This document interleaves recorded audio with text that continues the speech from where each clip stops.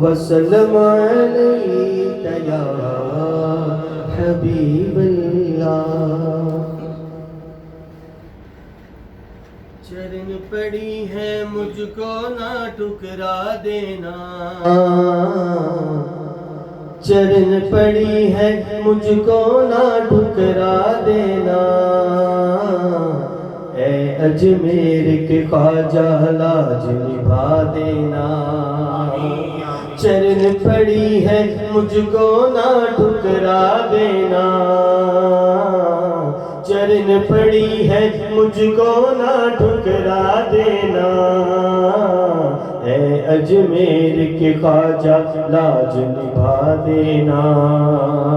اے اجمیر کے خواجہ لاج نبھا دینا۔ اور کرم کی بھیک عطا فرما دو یا خواجہ،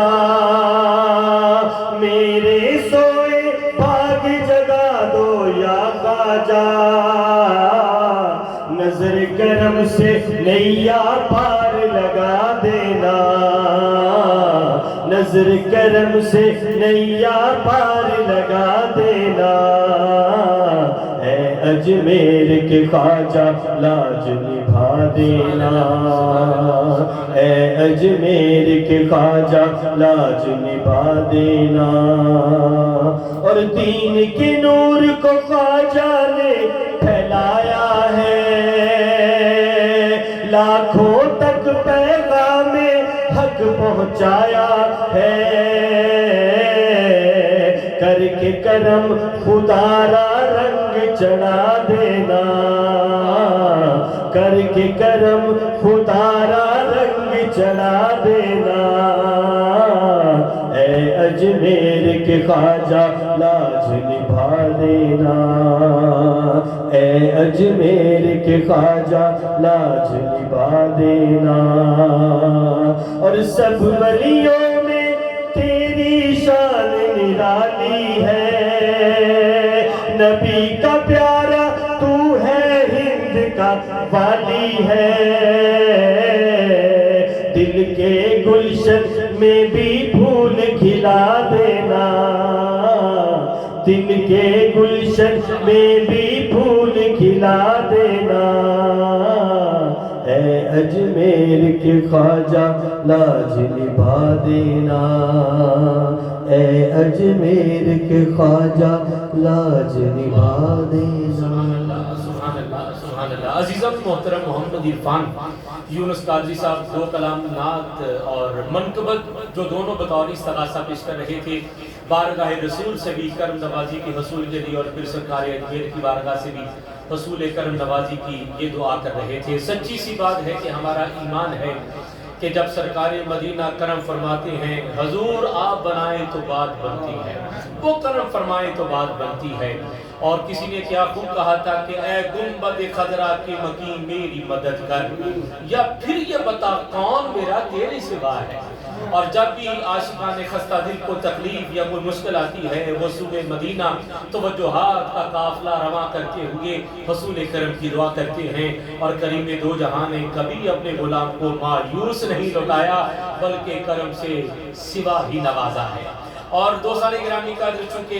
یہ سلسلہ عقیدت ہے اور سرکار فرید کی بارگاہ سے یہ متصل خوبصورت بزم ہے، اور سرکار دو عالم کا ذکر ہے، جمعۃ المبارک ہے اور جمعہ کی رات ہے، اور درود و سلام کی ہدایہ بارگاہ مصطفیٰ کریم میں پیش کر رہے ہیں، اور دامن وقت میں بھی گنجائش نہیں ہے کہ گفتگو کو طوالت کی نظر کیا جائے، چونکہ یہ ایک روحانی تسلسل کی ایک کڑی ہے۔ تو میں دو اشعار کے ساتھ اگلی شخصیت کی طرف بڑھ رہا ہوں۔ بابا جی کو ایک خاص مقام و مرتبہ سرکار فرید کی بارگاہ سے سید صاحب جو لے کر آئے، آج نصیب ہوا یہ دستار اور یہ خاص چشتی رنگ اور یہ خوبصورت جو ہے یوں کہہ لیجئے کہ عقیدت کی معراج انہیں نصیب ہو رہی ہے، جو آج سید صاحب کی مساعدت سے سرکار فرید کی بارگاہ سے بابا جی کو نصیب ہوئی۔ آپ کو مبارکباد پیش کرتے ہوئے میں ان دو اشعار کی طرف جاؤں گا جو اس منصب کو پانے کے بعد شروع ہوتی ہے۔ راہ سلوک پر جب ایک سالک گامزن ہوتا ہے تو اعظم چشتی کہتے ہیں کہ اس کا پہلا قدم اس نیت پر ہونا چاہیے کہ دل وہی دل ہے جس میں تو یا تیری آرزو رہے۔ کہ مرشد فقیر کی آرزو کے سوا کوئی آرزو نہ رہے، دل وہی دل ہے جس میں تو یا تیری آرزو رہے، قابل دید ہے وہ آنکھ جو محو جستجو رہے، اصل نماز ہے یہی، روح نماز ہے یہی، اصل نماز ہے یہی، روح نماز ہے یہی، میں تیرے روبرو رہوں تو میرے روبرو رہے، اصل نماز ہے یہی، روح نماز ہے یہی، میں تیرے روبرو رہوں تو میرے روبرو رہے۔ اور یہ تصوف کا، روحانیت کا اور یہ تصور کا سلسلہ دربار مصطفیٰ سے چلا ہے بابا جی۔ جب سرکار ظاہری حیات میں کچھ علیل اور بیمار ہوئے، مصلی امامت سیدنا صدیق اکبر کو دے دیا، اور حضور نے چاہا کہ دیکھوں کہ میرے غلام کر کیا رہے ہیں۔ حضور نے چلمن ہٹا کر دیکھنا چاہا کہ غلام کر کیا رہے ہیں۔ سرکار کی زلف دوتا کی خوشبو کو ہواؤں نے چرایا اور نماز پڑھتے ہوئے صحابہ کرام کی سانسوں کو معطر کیا، حضور کے رخ زیبا کی طرف متوجہ کیا۔ اب صحابہ کرام حالت نماز میں ہیں، سب کے چہرے کعبہ کی طرف ہیں، سینے تو کعبہ کی طرف رہے لیکن چہرے مصطفیٰ کی طرف پھر گئے، اور حالت نماز میں چہروں کا مصطفیٰ کی طرف پھرنا یہ بتا رہا تھا کہ صحابہ کرام اپنی زبان حال سے کہہ رہے تھے کہ دنیا کی ضرورت نہیں، بس یار ضروری ہے، کعبے نالوں سجنا دا دیدار ضروری، دنیا کی ضرورت نہیں، بس یار ضروری ہے، کعبے نالوں سجنا دا دیدار ضروری ہے۔ اور آخری شعر سرکار فرید نے بھی اس کی تعلیم دی ہے، اور حضور بابا فرید الدین مسعود گنج شکر نے بھی تعلیم دی ہے۔ فرمایا کاغا کرند ڈولیا سگلا کھائیو ماس، تصور یار میں بیٹھے ہیں اور اس درجہ بیٹھے ہیں، ثبوت کا عالم ہے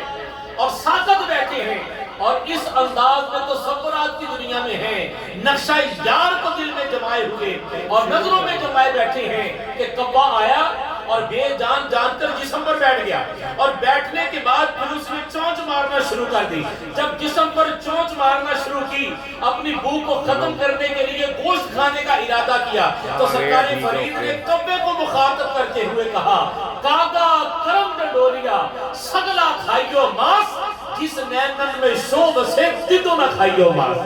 کہا کہ کھانا تو سارا گوشت کھا جانا پر میری آنکھیں چھوڑ دینا، ان آنکھوں میں یار بسا ہوتا ہے۔ تو دوستان گرامی کا تو یہ عقیدت اور محبتوں کا خوبصورت سلسلہ جو سالکیت سے چلتا ہے اور حلقہ جذب تک لے جاتا ہے، اور وہ بڑے خوش نصیب ہیں کہ جنہیں منازل سالکیت نصیب ہو جائیں اور وہ منازل طے کرتے کرتے عالم جذب تک پہنچ جائیں، اور جو عالم جذب تک پہنچ جاتا ہے پھر اس کا عالم یہ ہوتا ہے کہ پورا عالم اس کی نگاہوں میں ہوتا ہے۔ عالم کی کوئی چیز، کوئی عالم اس کی نگاہوں سے نہاں نہیں ہوتا، ہر اب عالم اس کی نگاہوں سے جو ہے نگاہوں کے سامنے عیاں ہوتا ہے۔ سلسلہ گفتگو بڑھ گیا اور میں بڑھانا نہیں چاہتا تھا، لیکن آپ حضرات کی اجازت سے ایک جملہ کہتے ہوئے مکمل کرتا ہوں کہ دریا ہے اور دریا میں ایک مجذوب پانی کا پیالہ لے کر ہاتھ میں کھڑا ہے، نام مجذوب کا ہے بہلول دانا، اور دریا کا پانی لے کر پیالے میں ڈال رہا ہے، پیالہ لبالب بڑھ گیا، پانی چھلک گیا۔ دیکھنے والے نے دیکھا اور پوچھا کہ بہلول دانا کیا کر رہے؟ کہا کہ دریا کو پیالے میں اتار رہا ہے۔ کہا بہلول یہ بھی کبھی ہوا ہے کہ دریا کو پیالے میں اتار دیا جائے؟ یہ ممکن نہیں ہے۔ تو سرکار بہلول دانا کہتے ہیں کہ یہی بتانا چاہتا ہوں دنیا کو کہ جب چھوٹے سے پیالے میں دریا نہیں اتارا جا سکتا تو چھوٹی چھوٹی عقلوں میں علی کو کیسے اتارا جا سکتا؟ سبحان اللہ۔ سلسلہ ولایت و فقر جو ہے یہ بارگاہ مولا علی تک لے کر جاتا ہے، اور جسے یہ منصب، یہ راہ نصیب ہو جائے وہ بندہ دنیا کا خوش بخت انسان ہوتا ہے۔ لیکن ضروری ہے اخلاص کے ساتھ، استقامت کے ساتھ، صبر کے ساتھ جو بندہ اس راہ سلوک پر قدم رکھتا ہے تو پھر اللہ اسے منازل عطا کرتا ہے، اور وہ منازل طے کرتے ہوئے شریعت و طریقت و معرفت کی منازل طے کرتا ہوا مقامی حقیقت تک پہنچتا ہے، اور مقامی حقیقت پر پہنچ کر واصف علی واصف کی زبان میں کہتا ہے کہ احباب کی صورت ہو یا اغیار کی صورت، ہر چہرہ میں آتی ہے نظر یار کی صورت۔ تو عزیزان گرامی کا ذریعے وہ خوش بختی اور میں سمجھتا ہوں کہ خوش نصیب